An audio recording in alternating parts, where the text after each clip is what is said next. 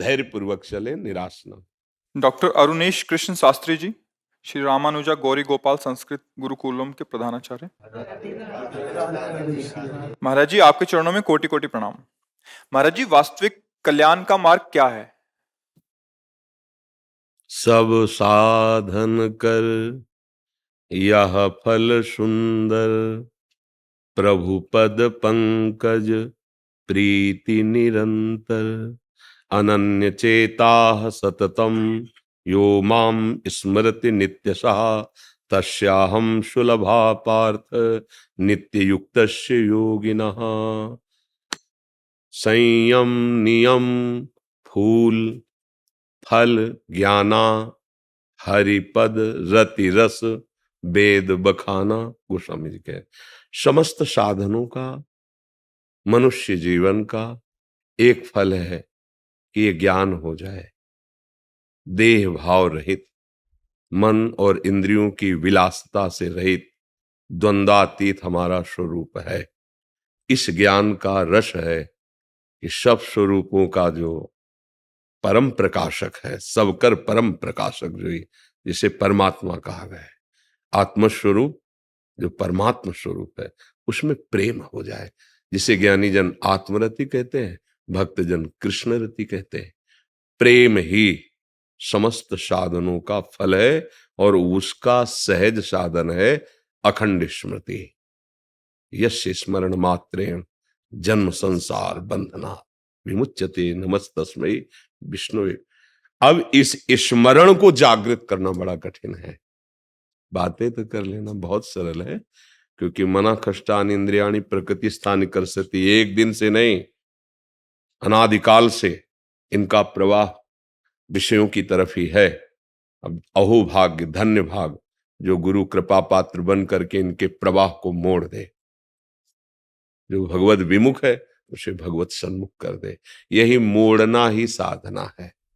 शब्द स्पर्श रूप रस गंध, इन 5 तन्मात्राओं में ये इंद्रियां सदैव भोग सुख मन के साथ खोजती रहती है।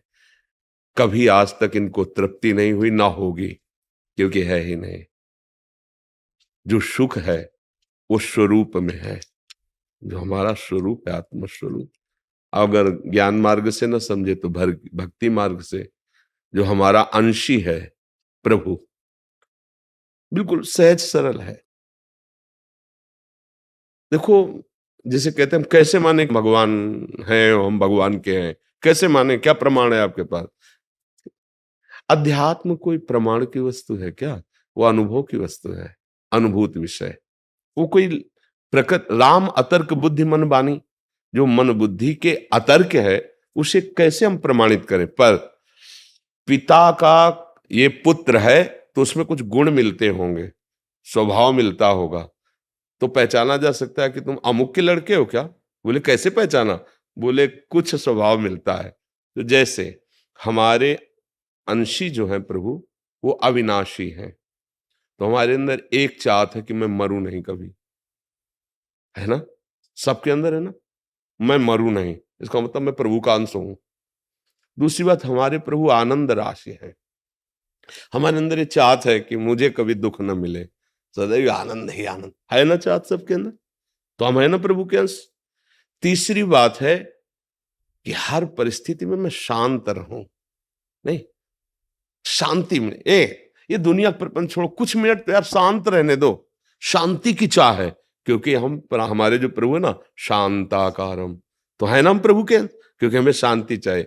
चौथी बात, हम सबसे बड़े बनना चाहते हैं, नहीं बनना चाहते। विद्वान तो सबसे बड़े विद्वान, पहलवान तो सबसे बड़े पहलवान, और चोर तो सबसे बड़े चोर, हिंसक तो सबसे बड़े हिंसक। मतलब जो जहां है वो सबसे बड़ा बनना चाहता। क्यों? क्योंकि सबसे बड़ा जो है उसका वो बच्चा है प्रभु का, अजय अविनाशी अद्वितीय, उसी का वो अंश है, इसलिए उसके अंदर आता है मैं सब पर विजय पाऊं, जिस डिपार्टमेंट में हूं जाऊं, सबसे बड़ा बन जाऊं।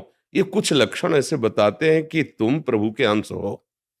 बोलो, सबकी मांग है ना, ये पूरा प्रयास इसी के लिए है कि नहीं? ये 4 बातें अपने जीवन में देखो, सबका प्रयास, विद्वान मूर्ख बेविचारी इंद्रिय जीत, जो भी जहां भी जैसा भी, ये 4 बातें सबकी मांग है। मैं अविनाशी हो जाऊं, मरूं नहीं, मुझे कभी दुख न मिले, सदा आनंद में रहूं, मैं कभी अशांत न हूं, शांति प्राप्त हो और मैं सबसे बड़ा बन जाऊं, है ना। ये चारों बातें प्रमाणित करती हैं कि मैं भगवान का बच्चा हूं, क्योंकि ये भागवतिक लक्षण है। और अनुभव करो तुम्हारे अंदर ये है कि नहीं है, इसका मतलब तुम भगवान के अंश हो। और ये चारों बातें जगत में नहीं मिलेंगी, ये जगदीश में मिलेंगे।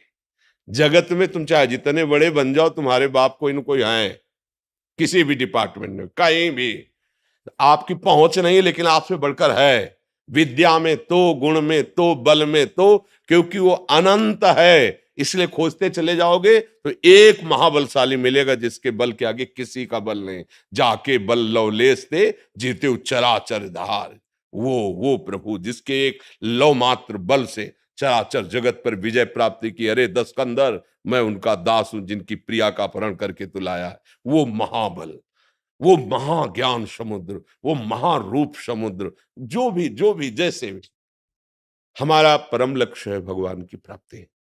ज्ञानी जन जिसे आत्मा कहते हैं, योगी जन उसे परमात्मा कहते हैं, भक्त जन उसे भगवान कहते हैं, प्रेमी जन उसे अपने प्यारे लाडिले कहते हैं।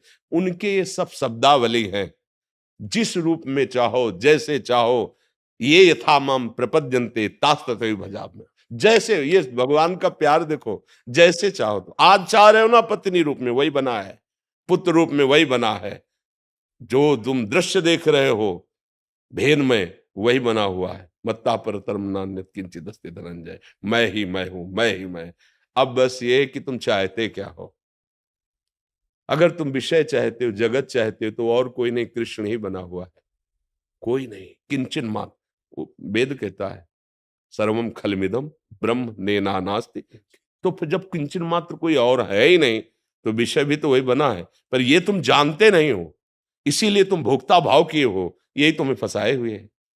इसलिए मन वचन कर्म से गुरुजनों का आश्रय लेकर उनके अमृतमय वचनों का हम आदर करते हुए श्रवण करें, मनन करें और आचरण में उतारें, तो परम लक्ष्य की प्राप्ति निश्चित, क्योंकि वो है, प्राप्त है, केवल अनुभव करना है। सच्ची बात, उसको उपजना नहीं, कोई साधना की उपज नहीं। परमात्मा ज्ञान या परमात्मा प्रेम वो है, जैसे प्रेम है, वही प्रेम हमारा देह में है, देह संबंधियों में है, भोगों में है। भगवान का प्रेम कैसे जागृत होता है? सबकी ममता ताग बटोरी, वो मम पद मन बांध बटोरी, वही प्रेम है ना। वही बिखर गया असत में तो राग कहा गया, मोह कहा गया, आसक्ति कही गई। लेकिन वही समिट गया प्रभु की तरफ तो अनुराग कहा गया, प्रेम कहा गया। कोई अलग चीज नई उपजती नहीं साधना से। जो तत्व ज्ञान है, जो तत्व है, जिसको हम भूले हुए हैं, उसी की स्मृति आ गई। नष्टो मोहा स्मृति लब्धा तत्प्रसादान में। कोई नई चीज तो नहीं हुई ना। पूरी गीता सुनने के बाद कोई नई चीज उपजी क्या? नहीं। जो अंधकार कोहरा था, भगवान के वचन रूपी सूर्य के प्रकाश से नष्ट हुआ, तो स्मृति हो गई। किसकी? अपनी स्मृति हो गई, अपने स्वरूप की पूर्व स्मृति से ही विद्यमान थी, है। जो पूर्व से ही विद्यमान थी, हाँ, उसकी स्मृति उसकी स्मृति, उसी का अनुभव हो गया। साधना से कोई नई वस्तु प्राप्त नहीं होती है। हाँ, जिसको हम भूले हुए हैं। जासु कृपा सब भ्रम मिट जाई, गिर जासु कृपालु रघुराई। गुरु प्रसन्न साव अनुकूला, और मिटी सकल कल्पित भय सूला। जो कल्पनात्मक भय था रस्सी में सांप का, वो भय नष्ट हुआ। न सांप पहले था, न वर्तमान में है, न भविष्य में रहेगा। केवल माना हुआ हमारा भय वो छूट गया, वो रस्सी ही थी। ऐसे ही जैसे स्वर्णकार कुंडल के अलग पैसे नहीं देगा, हार के अलग पैसे नहीं देगा, कंगन के अलग पैसे नहीं देगा, वो वजन में सोने के पैसे देगा। कितना सोना है? 5 तोला। बोले कंगन अलग है, हार अलग है, अंगूठी हमको इससे मतलब नहीं है। हमको सिर्फ स्वर्ण से मतलब। हमारे तराजू में स्वर्ण है और उसकी पेमेंट लो, क्योंकि वो स्वर्ण देखता है, आकार नहीं देखता। ऐसे ही जो ज्ञानी है वो शव में एक तत्व देखता है।